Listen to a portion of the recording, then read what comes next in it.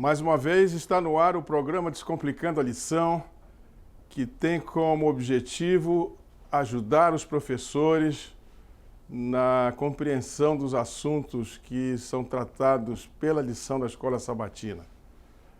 É nosso privilégio poder ter esse relacionamento com os professores, ainda que seja através desse meio, não é? Que não é um face a face, mas é quase isso.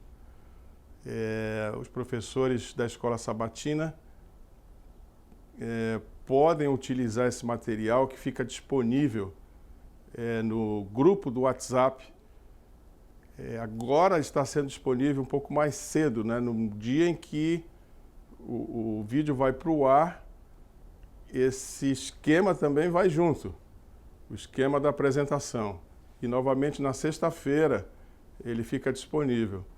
Então, alguns grupos da Escola Sabatina que estão em outros fusos horários nos pediram essa modificação, não é? Porque às vezes chega em fusos horários que são muito distantes do nosso, então na sexta-feira fica muito em cima para os professores aprimorarem a sua apresentação diante das suas classes. Então agora nós estamos enviando mais cedo.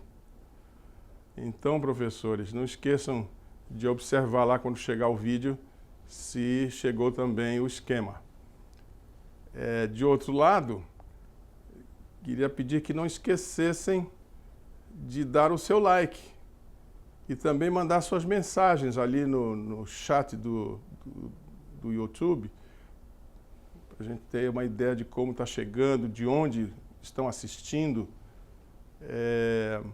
Muita gente ao redor do Brasil está interagindo.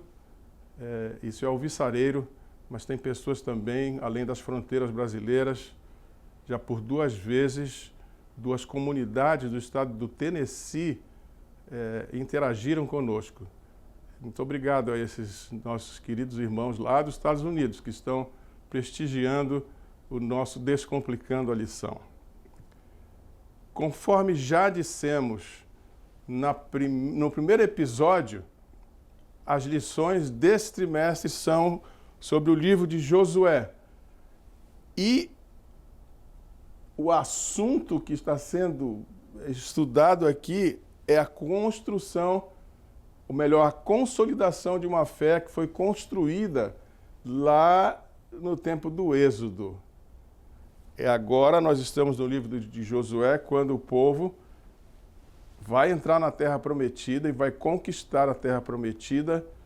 Tudo isso tendo Deus como o grande autor de todos os grandes feitos que nós vamos ver ao longo desse trimestre. Então são lições de fé que nós agora precisamos nos adonar dessas lições para que nós também tenhamos confiança em Deus. O livro de Josué é um livro que trata necessariamente da fidelidade de Deus, como ele cumpriu todas as promessas que fez e o povo entrou na Terra Prometida. Muito semelhante a nós outros que estamos aguardando a promessa de Deus e vamos avançando em direção à Terra Prometida, não é verdade? Então, nesse primeiro momento, nós estamos na segunda lição.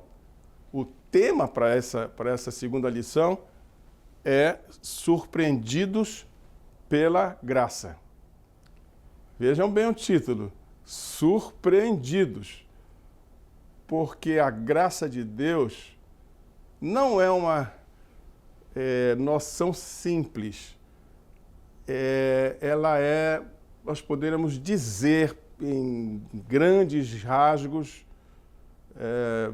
assim, tentando sintetizar que a graça são os movimentos feitos por Deus para que nós o conheçamos. Todos os movimentos que ele faz para que nós o conheçamos. E nós já vimos que tem duas maneiras de conhecê-lo, não é? Nós podemos conhecê-lo através do universo moral, que são as leis, mas também através do universo físico. A criação de Deus física, ela foi intencionalmente pensada para demonstrar quem é Deus. É uma parte incrível da demonstração da graça de Deus. Mas a graça é muito surpreendente nas várias maneiras como ela se apresenta diante de nós. E uma delas está aqui. Vejam aqui, a figura que abre a lição número 2 é da desconstrução, da destruição de Jericó. Vejam só a figura aqui, não é? Um quadro sombrio, né? com fundo escuro, demonstrando a incerteza das coisas, mas a certeza do juízo de Deus. As ruínas são a insegurança de tudo aquilo que é feito pelo homem e também a insegurança das coisas materiais. Nós não podemos nos apoiar nas coisas materiais porque elas são verdades contingentes. Já explicamos isso muitas vezes aqui ao longo de outras lições. Elas não são verdades essenciais, são contingentes. Uma verdade contingente é aquela que necessita de uma outra verdade para existir. Então, o que nós temos aqui é que Jericó está destruída, mas o título é Surpreendidos pela Graça. No meio dessa destruição, o que nós temos? A casa de Raabe, que foi mantida de pé. Essa é a questão surpreendente. Ou seja, mesmo no momento em que parece que tudo desandou, a graça nos surpreende, não é? Então, diante do caos, o foco nem é a destruição, mas o foco que a lição quer que nós vejamos é que a graça de Deus é muito maior. Então, verso para memorizar diz: pela fé, Raabe, a prostituta, não foi destruída com os desobedientes, porque acolheu os espias com paz. Esse é um texto de Hebreus, capítulo 11, o verso 31, mostrando que a graça nos surpreende, mesmo que as consecuções humanas sejam frágeis. Muito bem. A premissa para essa semana é a seguinte: aos habitantes de Canaã havia sido concedida ampla oportunidade para o arrependimento. 40 anos antes, a abertura do Mar Vermelho e o juízo sobre o Egito haviam testificado do poder supremo do Deus de Israel. Todos estes fatos eram conhecidos dos habitantes de Jericó, e muitos havia que participavam da convicção de Raabe, embora se recusassem a obedecer à mesma convicção, esta de que o Deus de Israel é o Deus em cima dos céus e embaixo na terra. Ou seja, o que essa premissa está dizendo é o seguinte: a graça é de fato surpreendente, ela atinge todos. Atingiu Raabe e atingiu todos os habitantes de Jericó. Eles sabiam que o Deus do céu era um Deus acima e embaixo na terra. Então, mas a fé necessária nesse Deus é que foi o problema. Enquanto Raabe creu, os habitantes de Jericó não creram. E essa é a questão que está aqui. E nós vamos, então, ver na lição desta semana como a graça alcançou alguns momentos que pareciam ser momentos de não aceitação de uma graça assim tão incrível. Nós vamos entender agora que em momentos de conflito ou momentos de paradoxo, são momentos em que a graça se mostra mais brilhante. E vamos ver o conteúdo da lição, vendo a lógica do estudo. Antes do juízo vem a graça. Essa lógica já estava na lição número 1. Os irmãos estão lembrados, né? Que antes de Deus pedir alguma responsabilidade, ele traz a graça. E da mesma forma, antes de que um juízo alcance, ele também envia a graça. Então, se a graça é enviada, o efeito esperado e produzido deverá ser fé. Então, o que nós vamos estudar essa semana? A fé da segunda geração, que também foi alcançada pela graça de Deus, segunda geração dos israelitas, não é? Que agora, 40 anos depois, estavam lá na porta da terra prometida, e a confiança de Raabe e dos gibeonitas. E nós vamos ver que a história dos gibeonitas também não é uma história bonita, mas eles creram. E essa questão é que nós precisamos ter discernimento para ajudar pessoas quando os motivos não são motivos honestos. Às vezes aparecem coisas tão díspares que nós precisamos ter uma visão muito discernida para poder ajudar as pessoas, porque senão nós somos tendentes a julgar. Vamos ver como é que essas experiências aqui nos ajudam a entender essa questão da graça de Deus. Então, esses assuntos estão lá no auxiliar do professor. E vamos ao primeiro assunto, a fé da segunda geração. Então, vamos contextualizar aqui um pouquinho. A experiência da segunda geração de israelitas no deserto é riquíssima, porque ela contrasta justamente com a experiência da primeira geração. A primeira geração foi marcada por incredulidade, por murmuração e por apego ao Egito. Essa ideia que apego ao Egito é o símbolo do materialismo. O Egito pode representar todo o processo civilizatório, que é montado em cima de um raciocínio chamado de materialismo. Nós vamos tentar visualizar isso agora. Então, a primeira geração ela foi marcada pelo materialismo. E vamos ver alguns aspectos desse materialismo que também estão conosco. Por exemplo, reclamavam da falta de comida, como no Egito. Eu lembro do profeta Abacuque.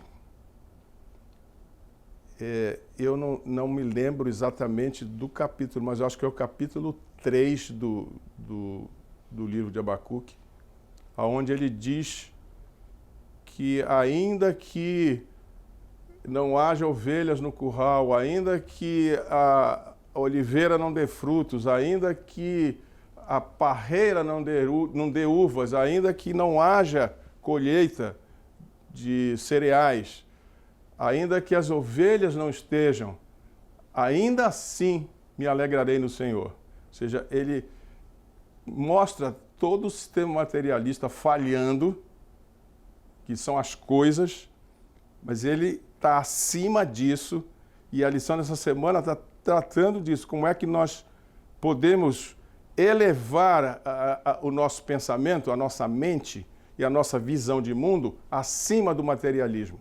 Essa é a questão que estamos discutindo nessa semana. E o povo da primeira geração não conseguiu fazer isso. Eles reclamavam da comida, eles queriam carne, cebolas, alhos, símbolos da dependência do paladar e do corpo. Ou seja, o materialismo ele é marcado pelo sensacionalismo ou a sensualidade. Sensualidade não tem nada a ver com questões sexuais. A sensualidade é tudo que só se materializa se tiver algum tipo de sensação. A sensualidade nos cultos, a sensualidade numa sala de aula, a sensualidade numa mesa de refeição, sensações. A sensualidade numa viagem, num cruzeiro, a sensualidade quando você vai na Disney, tudo são sensações. Ou seja, sensações estão dentro de um sistema que é o sistema do materialismo. Eles murmuravam pela falta de água e segurança visível. Eles pediam até para voltar ao Egito. Ou seja, a primeira geração via a vida em termos materiais e imediatos, não pela fé. O que resultou disso? Morreram no deserto.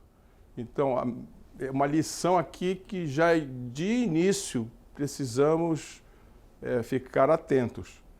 Nós temos que trabalhar no sentido de ter uma visão de mundo que prescinde o que é material.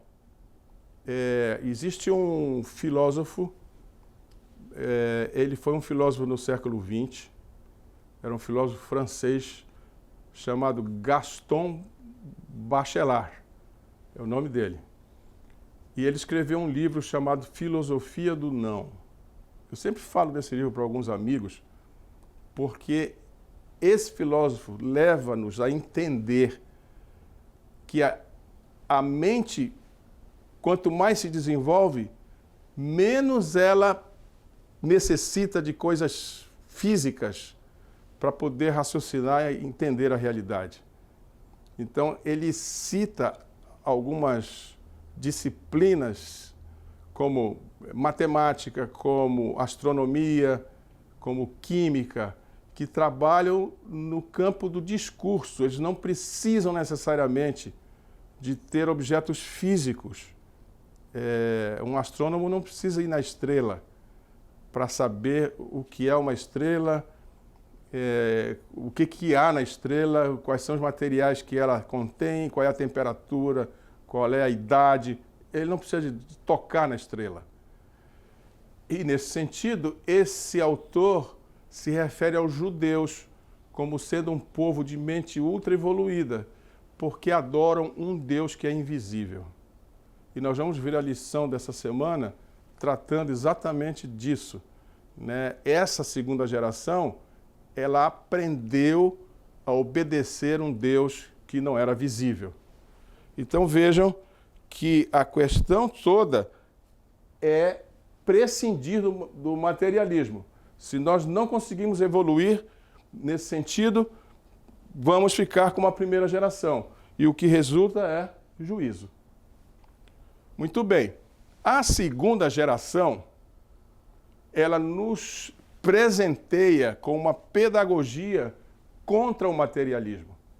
Olha que coisa interessante, né? Como a palavra de Deus, ela usa o contraste para que nós aprendamos as coisas. Enquanto a primeira geração ela tinha segurança do materialismo, essa segunda geração ela se formou contra o materialismo.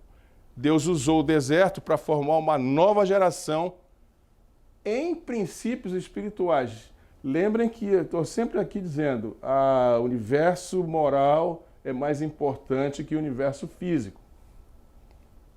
Então, o que havia lá no deserto? Dependência diária do maná. Eles não tinham garantia, a não ser por princípios espirituais de que eles iriam comer. O verso lá diz, te humilhou, o verso de Deuteronômio 8, verso 3, te humilhou, te deixou ter fome e te sustentou com maná, para te dar a entender que o homem não viverá só de pão. Os irmãos estão entendendo aonde a evolução dessa geração chegou? Eles, claro que precisavam do pão, mas eles não tinham a segurança no pão, a segurança era em Deus. A lição que nós aprendemos dessa dependência do maná é o seguinte: a vida não depende de acúmulo material, mas da palavra de Deus.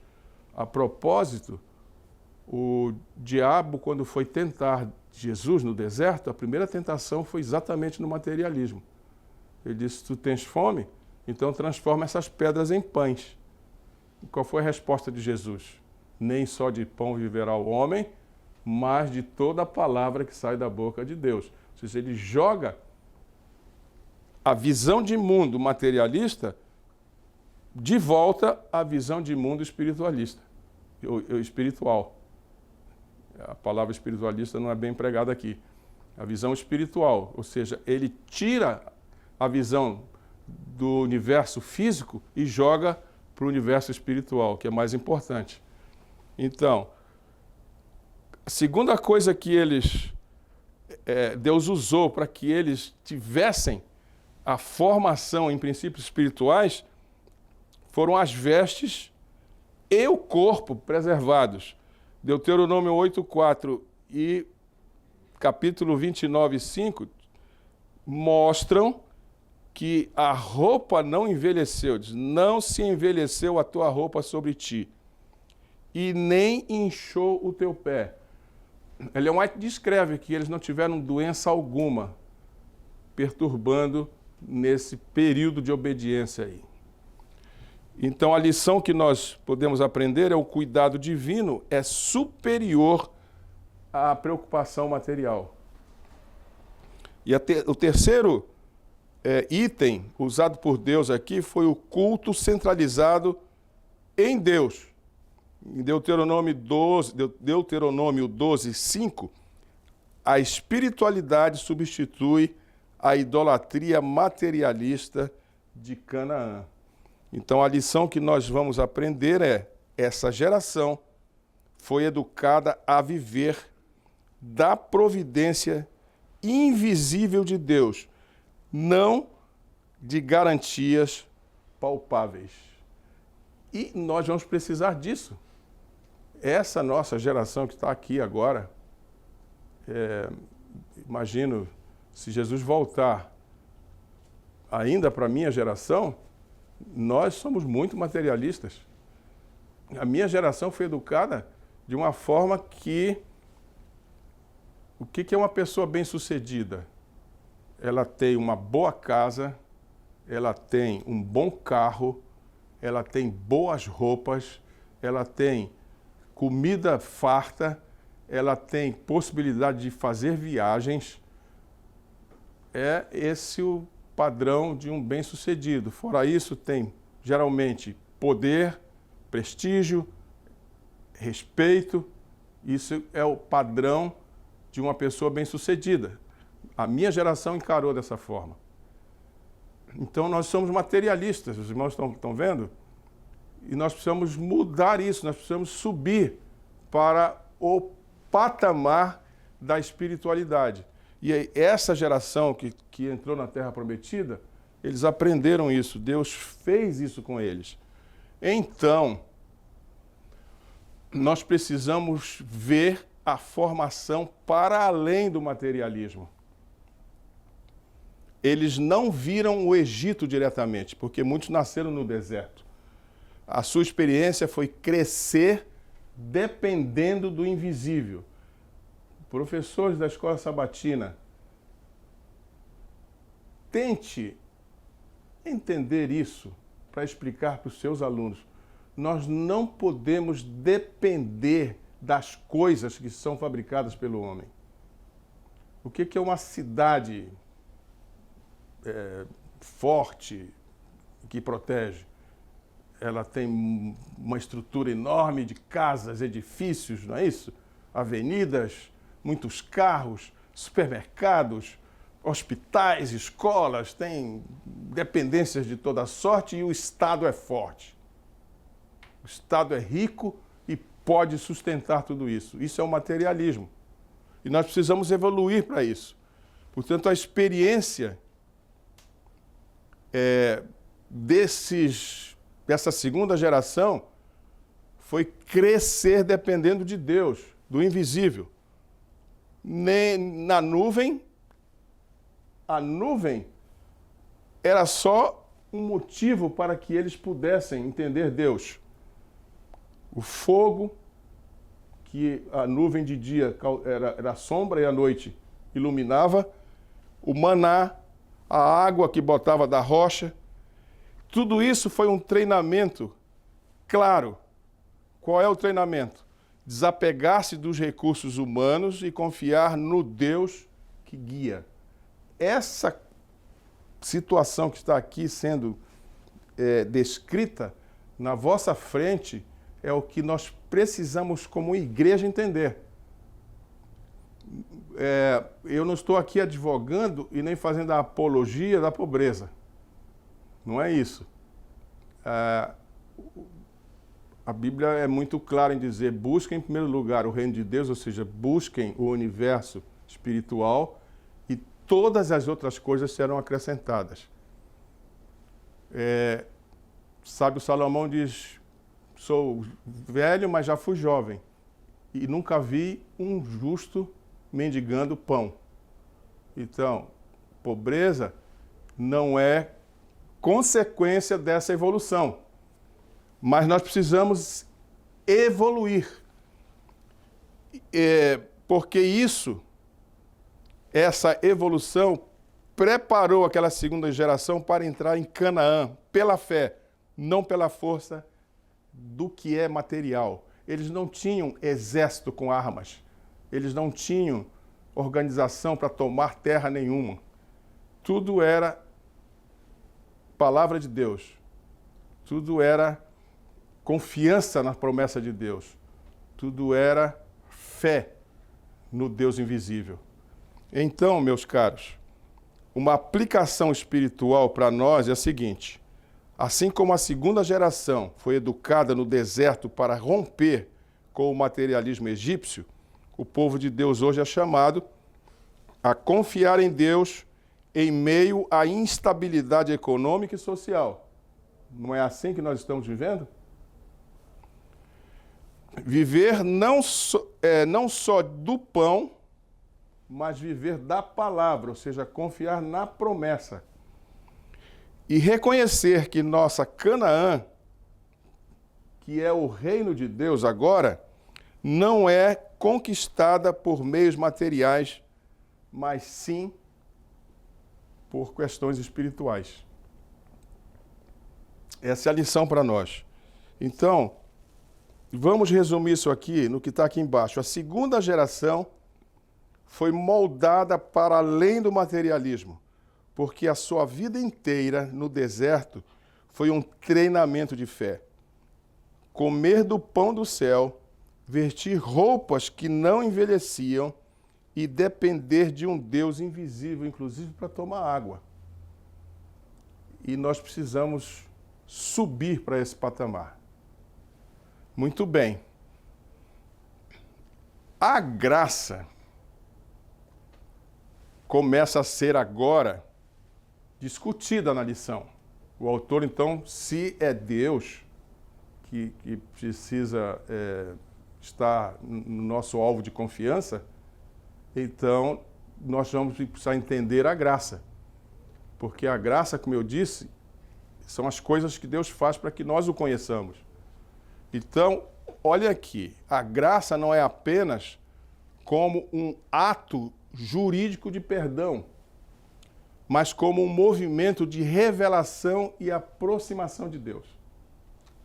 Agora a questão é, como essa graça nos torna vencedores, especialmente no confronto com o materialismo que domina a mente moderna? Então está aqui uma questão diante de nós importante, que é a nossa tentativa de aplicar, não é? Isso que nós estamos vendo da experiência do povo do passado. Nós temos que trazer isso para agora, adaptar isso para a nossa realidade e tentar aplicar o crescimento que eles tiveram à nossa experiência atual. Então, olha aqui, o Novo Testamento vai nos dar condições de nós entendermos o que é a graça. Ela é mais do que perdão. ela é um poder transformador. Vamos lá, vamos voltar a Moisés. Foi a penúltima lição do trimestre passado. Ele, depois que viu Deus, ele volta transformado. Os irmãos lembram disso. E o rosto dele brilhava. Na verdade, a transformação foi a visão que ele teve do caráter de Deus. Aliás, ele teve uma visão mínima do que era Deus, né? Foi o que ele pôde compreender, que era a bondade de Deus. Mas aquilo foi suficiente para torná-lo o homem mais manso da terra. Houve uma transformação absurda ali. Ele voltou outra pessoa. E isso é a graça que nos transforma, na medida em que Deus se mostra e nós o observamos, nós vamos experimentando uma transformação. E o Novo Testamento mostra que a graça não é só cancelar dívidas. Paulo diz, a minha graça te basta, porque o meu poder se aperfeiçoa na fraqueza. Está em 2 Coríntios 12, 9. Aqui a graça é igual a um poder que sustenta. Mas em Tito, capítulo 2, os versos 11 e 12, tem uma outra dimensão. A graça de Deus se manifestou. Como? Educando-nos para que, renegadas as paixões mundanas, vejam bem isso aqui, meus caros, rejeitadas as paixões mundanas, vivamos neste mundo não de forma sensata, justa e piedosa. Ou seja, graça é a energia pedagógica e transformadora que nos ensina a dizer não ao pecado. E no ambiente bíblico, pecado, no ponto de vista pragmático, é confiança no materialismo. É claro que tem várias definições de pecado, mas eu quero usar o contexto em que a lição aqui está nos colocando. Materialismo versus confiança em Deus. Então, o que é viver neste mundo de forma sensata, justa e piedosa? Acreditando nas promessas de Deus e crendo que Ele cumprirá tudo o que Ele disse. Portanto, é uma situação, a graça é uma situação pedagógica transformadora, que vai fazer com que nós possamos dizer não ao materialismo. Então, o que está aqui embaixo é como um resumo de tudo que nós estamos falando. A graça nos torna vencedores, porque não só nos perdoa, mas nos habilita a viver acima da lógica do mundo. E qual é a lógica do mundo? Materialismo. Então, já que nós estamos nivelando, né, a graça como sendo aquilo que abala o materialismo, vamos ver o que acontece aqui. Se a graça é Deus se tornando conhecível e acessível, isso quer dizer que isso vai atingir o núcleo do materialismo, que afirma que só o visível e o palpável têm valor. Então, pela graça, Deus se mostra como realidade transcendente que invade o físico. Isso aqui é uma frase incrivelmente pedagógica. Deus se mostra, Ele é uma realidade, mas que é transcendente, ou seja, está além do que é físico, e que invade o espaço físico. Portanto, a graça relativiza os bens terrenos, porque mostra que o bem maior é Deus conosco, que é algo que transcende ao que nós podemos entender como materialismo. Então, qual é o entendimento que nós vamos ter desses conceitos que nós vimos aqui? A graça nos torna vencedores porque nos perdoa que é o passado redimido, nos sustenta, que é o presente fortalecido, e nos educa, que é a vida transformada. Ou seja, a graça nos liberta do apego às coisas, que é a vitória sobre o mundo. Olha só o que nós estamos aqui frente a frente. É um aspecto profundo do que é a graça de Deus. Não é só um assunto jurídico, como diz aqui, não é? Não é só o cancelar de dívidas, não é só um ato jurídico de perdão. A graça, ela é, na verdade, um processo de transformação que nos vai fazer transcender do físico para o espiritual. Muito importante isso que nós estamos vendo. Portanto, como que nós não vamos ler a Bíblia? Como que nós não vamos buscar esse conhecimento que está à nossa disposição? Se isto não acontece, não há crescimento. E é por isso que a escola sabatina é importante, porque é a lição da escola sabatina que nos traz a graça que transforma e que pode realmente nos atingir. Uma vez que nós temos esse conceito sobre a graça, nós podemos ir ao segundo assunto, que é a confiança de Raabe e dos gibeonitas, que é a graça de Deus sendo mostrada por um ângulo que é inusitado. Esse segundo assunto é o que tem tudo a ver com a surpreendente graça do título da lição. A história de Raabe e dos gibeonitas realmente aponta para um princípio maior. Qual é esse princípio? Nem tudo está perdido para a humanidade, porque a graça de Deus se estende até os mais improváveis. Como eu fiquei pensando ao ler essa história, que se fora eu teria julgado Raabe. Raabe era uma prostituta. Agora vejam bem, a narrativa de Raabe se conecta diretamente com a situação da humanidade pecadora e com a missão da igreja remanescente no tempo do fim. Vejam bem isso aqui.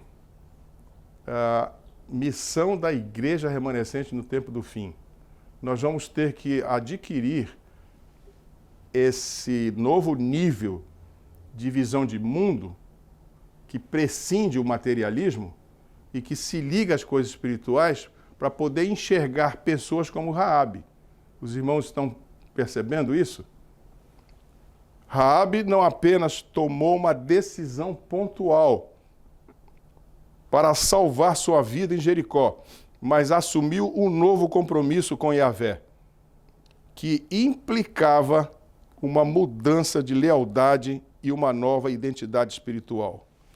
A fé dela não parou no ato de acolher os espias. Ela foi chamada a exaltar o Deus de Israel em sua nova vida. Então, daqui para frente, no estudo da lição, nós vamos ver a evolução de uma pessoa que tem uma fé ainda pequena, mas que crê em Deus e se torna uma pessoa que vai exaltar Deus. Ou seja, ele vai testemunhar sobre o que essa pessoa conhece a respeito de Deus. Então, a tela seguinte, nós vamos ver a confissão de fé no início do compromisso. Em Josué 2, 9 a 11, Raabe declara: o Senhor vosso Deus é Deus em cima nos céus e embaixo na terra. Isso aqui, professores, é um diagnóstico de uma pessoa que não está na igreja, mas que crê no Deus Jeová. Você vai olhar na sua vizinhança, aí na proximidade da igreja, ou aonde estiverem fazendo incursões missionárias, se tem pessoas que confessam que Deus é Deus em cima nos céus e embaixo na terra. Esse é o início do compromisso. E é isso que acontece quando alguém se batiza, não é verdade? Lá na frente, naquele voto batismal, primeira pergunta do pastor é se a pessoa crê em Deus. Não é? Que é o início de tudo. Essa é uma confissão pública, feita mesmo antes da queda de Jericó, que marca o ponto de virada da sua vida. Ela deixou de ser apenas uma mulher de Canaã para se declarar serva de Israel. Então, se encontrar eventualmente uma pessoa que está confessando que Deus é Deus no céu e na terra, mas que não se comporta ainda como um adventista, essa pessoa está no ponto de virada. É o início, né, do compromisso. Então, o compromisso inicial é reconhecer a soberania de Yahvé. Primeiro ponto. Se ela compreende isso, vai ao batismo, então ela vai se integrar ao povo de Deus. Em Josué 6:25, registra que Raabe ficou habitando no meio de Israel até o dia de hoje, e não foi apenas poupada, ela foi incorporada à comunidade da aliança. Esse é o segundo momento. O primeiro momento é a confissão de que Deus é Deus. O segundo momento é a mudança de identidade. A pessoa agora pertence ao povo que crê em Jeová. Ela muda de identidade e muda de povo. Essa integração, que como é o exemplo de Raabe, não é, implicava uma mudança de adoração. Ela deixa os deuses de Canaã e passa a participar do culto de Yahvé. Olha a mudança, ou seja, uma mudança de identidade e uma mudança de deuses. Então, o que nós podemos entender disso tudo? Viver entre o povo de Deus significava exaltar o Deus de Israel no culto e no testemunho. Então, essa é a evolução de uma pessoa que mudou do materialismo para o mundo espiritual.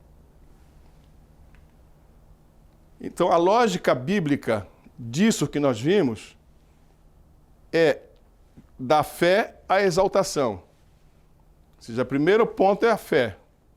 A Bíblia sempre apresenta a fé verdadeira como algo que gera adoração. Isso nós vimos na lição passada, né? A fé gera a adoração, gera a obediência.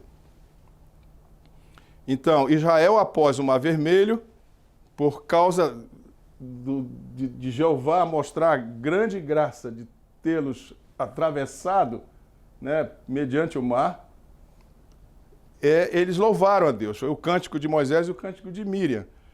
A fé sempre leva à adoração.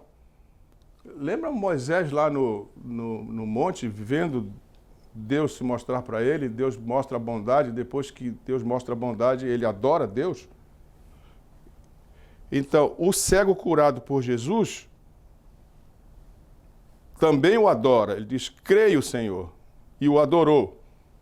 Logo, a fé de Raabe deveria levá-la não apenas a se refugiar em Yahvé, mas a exaltar seu nome publicamente. Então, essa dinâmica que está aqui vai levar a um compromisso essencial. Qual é esse compromisso?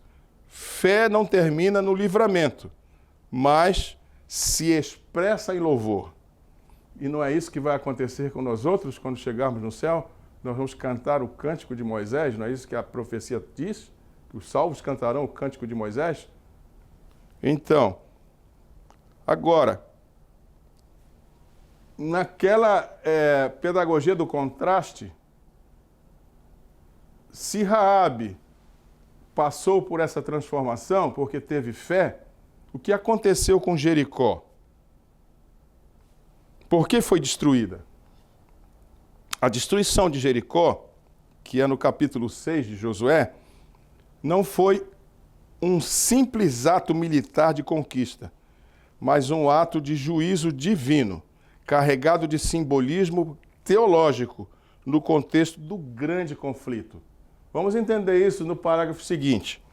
Jericó era uma cidade fortificada que representava o coração da cultura cananeia, profundamente marcada pela idolatria, prostituição cultural, sacrifício de crianças e práticas contrárias à lei de Deus. Deus havia dado séculos de paciência aos cananeus. Foram 400 anos, conforme nós vimos na lição do trimestre passado. Mas sua maldade não havia se completado ainda. A destruição de Jericó foi sinal e advertência às demais cidades de Canaã. Yahvé é o Deus verdadeiro e seus juízos são inescapáveis. Então, o juízo sobre Jericó foi mais uma demonstração da graça de Deus. Ao aplicar o juízo sobre Jericó, ele ainda deu uma chance, além dos 400 anos, a todas as outras cidades que estavam ali próximos de Jericó. Então, há um simbolismo escatológico. Jericó era a primeira cidade em Canaã.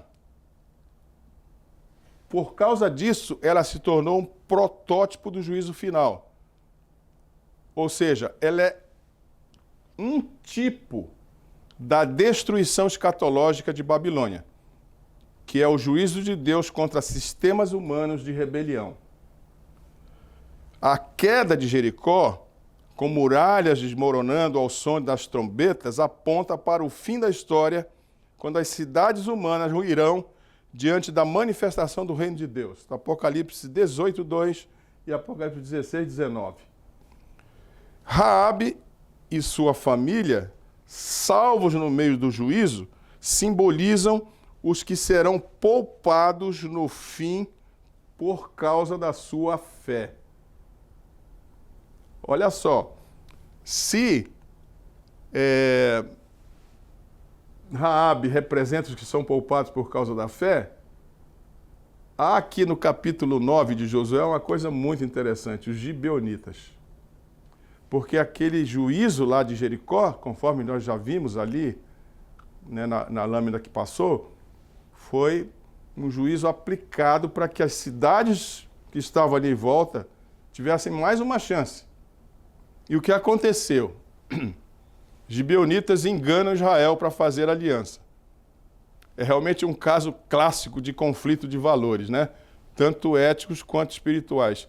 Os irmãos estudaram essa história, não é? No capítulo 9, eles moravam perto de Jericó. Muito perto, mas eles inventaram uma história, né? Se vestiram com roupas velhas, rotas, e o alimento todo embolorado, e chegaram diante do povo de Israel dizendo: olha, nós viemos de muito longe, aqui nossa roupa rasgada de tanto andar, e o nosso alimento cheio de bolor de tanto tempo, porque ouvimos falar da vitória do Deus de Israel e queríamos nos juntar a vocês. E olha o que aconteceu. O Israel, sob Josué, havia vencido Jericó e Ai, que era a cidade próxima. Os povos de Canaã sabiam que Yahvé estava dando a terra a Israel. Os gibeonitas, temendo por sua vida, usaram de mentira. Apresentaram pão embolorado, odres velhos, roupas gastas, fingindo vir de longe. E Israel, sem consultar o Senhor, fez aliança com eles. Quais são os problemas que há nesse episódio? E é isso que nós vamos ver, como a graça de Deus é surpreendente. Conflito ético. O primeiro problema aqui, mentira versus preservação da vida. Os gibeonitas enganaram Israel. Mentir é sempre condenado pela lei de Deus. Porém, A intenção deles era sobreviver diante do decreto divino de destruição dos cananeus. Prudência humana versus consulta a Deus. Israel confiou em sua própria avaliação, sem buscar a direção de Yahvé, e caiu no engano. Vejam aqui a fragilidade do homem, né? Eu ia dizer aqui do espírito humano, mas o espírito é só uma dimensão do homem, né? O homem são 3 dimensões: corpo, a alma e o espírito. A fragilidade dessas dimensões mostra-se aqui. Mesmo essa geração que foi educada a confiar num Deus invisível, ou seja, eles estavam num patamar acima da materialidade, mesmo assim, eles confiaram na sua própria avaliação. Então aqui temos o primeiro conflito. Moralidade absoluta, que é a verdade, versus instinto de sobrevivência. Mas houve também um conflito teológico. Exclusividade da aliança com Israel versus acolhimento de estrangeiros. Qual é a explicação desse conflito? A lei dizia que os cananeus deviam ser eliminados para que Israel não fosse corrompido. Foi Moisés quem fez essa lei, Deuteronômio 7. Mas também havia a possibilidade de estrangeiros se unirem a Israel pela fé. Está aqui o exemplo de Raabe. Então, os gibeonitas, mesmo por meio torto, ou seja, mentindo, buscavam refúgio em Yahvé. Isso mostra um paradoxo. Deus havia decretado juízo, mas sua graça ainda atraía povos vizinhos. Então aqui nós estamos diante de um segundo conflito. O primeiro conflito foi esse conflito de moralidade absoluta versus instinto de sobrevivência. O segundo conflito é justiça, que é juízo contra os cananeus, versus graça, que é acolhimento de quem se submete a Yahvé. Um terceiro conflito é o conflito comunitário. Israel ficou dividido. O povo murmurou contra os príncipes, pois a aliança parecia uma quebra da ordem divina. A ordem divina era que eles deviam ser destruídos. Porém, os líderes decidiram honrar o juramento, mesmo feito sob engano, para não pecar contra Deus. Porque há um princípio, é sim, sim e não, não. Jesus reforça isso no discurso do monte, no Sermão da Montanha. Então isso mostra um dilema. Cumprir a palavra dada, mesmo em erro, ou quebrar a aliança para corrigir o engano. Esse é o dilema. E o que aconteceu? Como é que resolveram? Os líderes optaram por manter o juramento, preservando a santidade do nome de Deus, ainda que isso trouxesse consequências. Vejam que decisão sábia, só mesmo por uma instrução divina, não é? Poderia acontecer uma tomada de decisão assim. Então, como é que nós vemos isso? A fidelidade à palavra dada, esse é o conflito que está aqui, né? O conflito comunitário, versus retificação de um erro cometido. Então, nesse episódio do capítulo 9, nós temos 4 conflitos. O conflito ético, mentira versus sobrevivência. O conflito teológico, juízo divino, que era a exclusão desse povo, versus a graça, que é o acolhimento. Nós temos um conflito comunitário, que é a verdade do pacto, que é o juramento, versus correção do erro, que é o engano. E temos um conflito espiritual, confiança própria, que não consultaram a Deus, versus dependência de Yahvé. A lição nos traz algo que nós precisamos prestar atenção.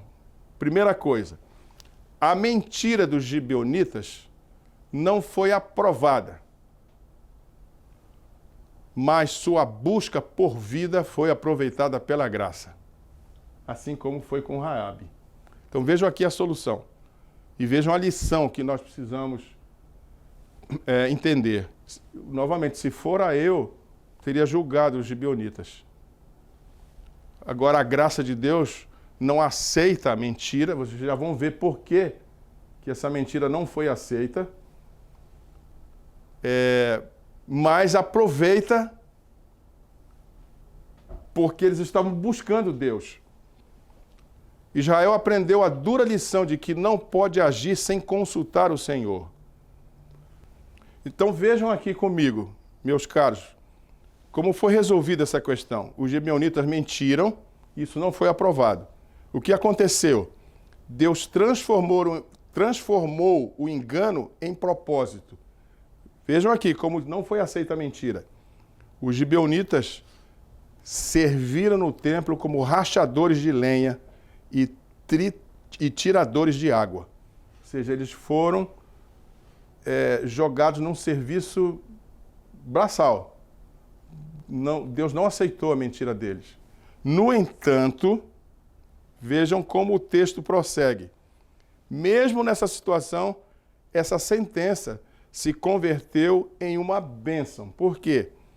Porque de enganadores condenados à servidão, tornaram-se servidores do culto, experimentando de perto a graça que transforma juízo em privilégio. Os irmãos entenderam essa história, o que aconteceu? Eles mentiram, aí foram trabalhar num serviço que parecia um serviço muito humilde, mas era um serviço ligado ao santuário.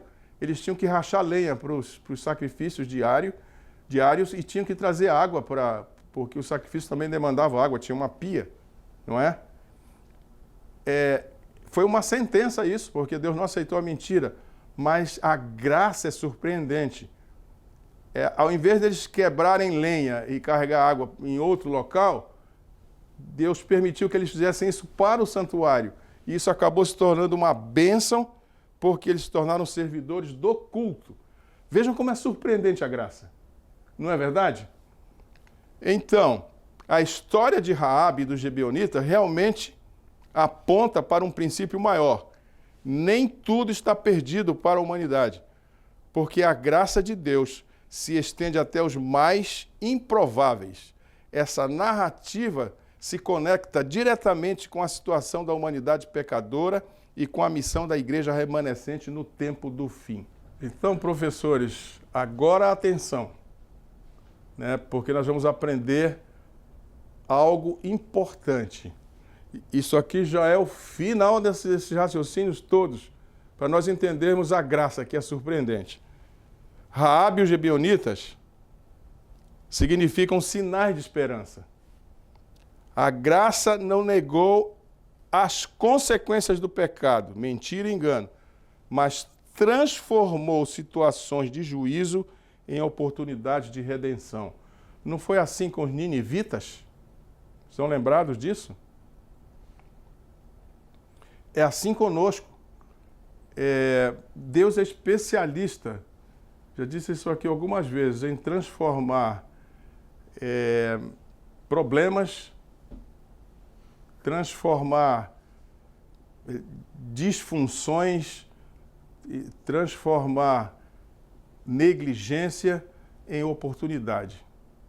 Ele é especialista nisso. Ele transforma qualquer problema em oportunidade. Então, há um paralelo aqui, nesse episódio todo aqui. A humanidade caída não está perdida em definitivo. A graça ainda alcança, mesmo os improváveis. Eu lembro que na igreja de Cachoeirinha, um sábado à tarde, um jovem estava se batizando e o pai dele foi contra esse batismo, e o pai dele era ligado a cultos ubandistas, e ele foi lá todo vestido de sacerdote da Ubanda para peitar o pastor. E chegou lá, ele não teve coragem de fazer isso, e tempos depois, porque ele foi contido, certamente Deus o conteve, tempos depois ele se batizou e hoje é um adventista aqui em Manaus. Vejam o que é improvável, na graça é surpreendente. E é isso que nós estamos vendo aqui. Os gibeonitas foram castigados pela mentira, se tornam cortadores de lenha. Mas cortadores de lenha para quê? Para o santuário. Não é incrível isso? Então agora, irmãos, com isso tudo na nossa frente, vamos ver a missão da igreja. E com isso nós vamos terminar a lição. Assim como Raabe e os gibeonitas encontraram refúgio em Israel, muitos hoje, vistos como perdidos, estranhos ou até inimigos, podem encontrar salvação na comunidade do povo de Deus. Discuta isso com a sua classe. Caro professor da Escola Sabatina, esse é o momento de você mostrar a evolução saindo das coisas materiais para o campo espiritual. É aqui. A igreja remanescente, portanto, existe para mostrar que a porta da graça ainda está aberta. A história de Raabe e dos gibeonitas é uma parábola viva da graça de Deus. Professores, estamos terminando isso com uma coisa incrível. A história de Raabe e a história dos gibeonitas são como uma parábola. Deus está usando a realidade física para explicar a realidade espiritual que está aí. Então, qual é a realidade espiritual? Deus transforma enganos, fraquezas e situações de juízo em oportunidade de salvação. Assim também, no tempo do fim, a igreja remanescente é chamada a proclamar que em Cristo a humanidade ainda tem esperança. Que final glorioso! Que coisa incrível nós estamos vendo. Puxada, né? Uma situação pedagógica aqui incrível, né? Nós estamos sendo puxados da realidade física para a realidade espiritual. Saindo do mundo físico, que é a queda, que está desligado do mundo espiritual, para a religação do mundo físico com o mundo espiritual. É uma pedagogia profunda. E agora vamos ver, então, a interligação dos temas, os dois temas que estão lá no auxiliar do professor, com os temas diários que estão na lição. Então, a fé da segunda geração são os temas de domingo, segunda chance, segunda-feira, valor em lugares inesperados, e terça-feira, novo compromisso. O assunto, a confiança de Raabe e dos gibeonitas, são relacionados com as lições de quarta-feira, valores conflitantes, e de quinta, graça surpreendente. Então agora vamos à aterrissagem, ou seja, voamos e agora vamos ver como é que nós concluímos o nosso voo. Na ímpia Jericó, o testemunho de uma mulher pagã foi: o Senhor vosso Deus é Deus em cima nos céus e embaixo na terra. Está em Josué 2:11. O conhecimento de Jeová, que assim tinha vindo a ela, provou ser sua salvação. Pela fé, Raabe, a meretriz, não pereceu com os incrédulos. Segundo Hebreus 11:31. E sua conversão não foi um caso isolado da misericórdia de Deus para com os idólatras, que reconheceram sua divina autoridade. No meio da terra, um povo numeroso, os gibeonitas, renunciou ao seu paganismo, unindo-se com Israel e partilhando as bênçãos do concerto. Esse é um trecho do livro Profetas e Reis, na página 190. Então, se voltarmos agora ao verso para memorizar, que é todo esse assunto numa frase, Raabe, a prostituta, não foi destruída com os desobedientes, porque acolheu os espias em paz. É uma lição muito cheia de coisas importantes. E para fechamento disso, nós temos que tentar agora aplicar. E a aplicação é uma obra que vamos fazer juntos. Pense em Raabe como exemplo de fé. Quando reconhecer que alguém está se abrindo a Deus, mesmo que sua vida ainda esteja longe do ideal bíblico, podemos reconhecer a fé dessas pessoas sem aprovar todas as suas práticas? É uma questão importante, não é? Porque nós temos a tendência de julgar pessoas, não é? Lembrem que Raabe era uma prostituta. Os habitantes lá de Canaã, eles tinham cultos. Eles criam que as divindades abençoavam a terra quando tinham relações sexuais entre elas. Então vinham as bênçãos. E os cultos imitavam isso para estimular os deuses. E ela era uma prostituta cultual, nesse sentido. Eu imagino que se Raabe tivesse vivendo agora na era cristã, muitos cristãos iriam dizer que ela não tinha chance alguma, não é? Então, nós precisamos ter um olhar diferente, né? A partir da lição que nós estudamos, ver a graça de Deus como funciona, entendendo a graça, nós vamos ter um olhar diferente para pessoas que nós achamos que não têm chance alguma. Então é preciso reconhecer, talvez nos arredores da igreja, pessoas que estão observando a igreja, mas que têm práticas que não são reconhecidas pela igreja cristã, caso, né, particularmente os adventistas, mas que têm fé apesar de suas práticas. E nós precisamos usar da mesma pedagogia que Deus usou no caso de Raabe e dos povos que se juntaram a Israel ali nos episódios que nós vimos. Muitos deles não eram gente boa. Nós estamos, então, terminando uma lição que mostra como a graça de Deus é surpreendente. O título da lição é Surpreendidos pela Graça. Ou seja, o que nós normalmente reputamos sem esperança, a graça pode utilizar isso, porque Deus é especialista em transformar dificuldades em oportunidade. E foi isso que nós vimos aqui. Essa visão nossa sobre a graça precisa ser aumentada. Nós precisamos entender melhor a graça. E só mesmo o Espírito de Deus para nos fazer, para nos dar essa dimensão de enxergar como Deus enxerga as pessoas que estão à nossa volta. E assim poderemos ajudá-la.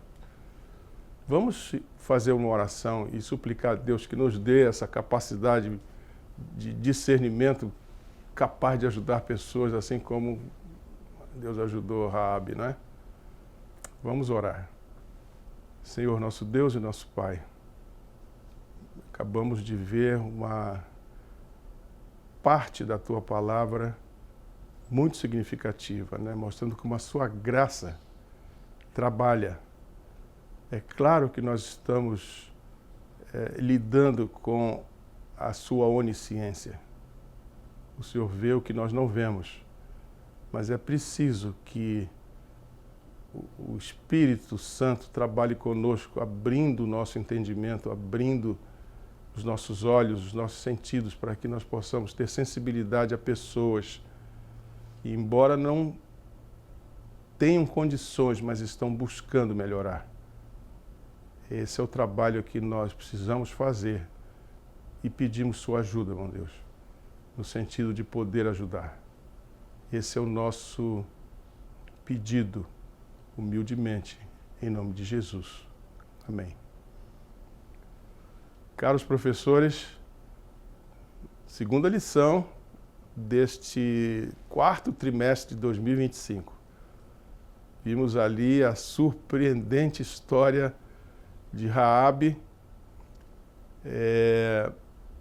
e os conflitos todos que ocorreram ali, que foram tratados aqui com a explanação da lição, e como nos abriu o entendimento sobre a graça de Deus. Ela é muito maior do que nós imaginamos. Ela é capaz de transformar totalmente uma situação. A lição da próxima semana é ainda mais empolgante. Estou sempre dizendo isso porque nós vamos num crescendo, não é? Então, é como se nós estivéssemos diante de um fenômeno que desperta muita emoção. E, de fato, o conhecimento de Deus desperta emoção. Então, na próxima semana, nós vamos ter uma lição maravilhosa.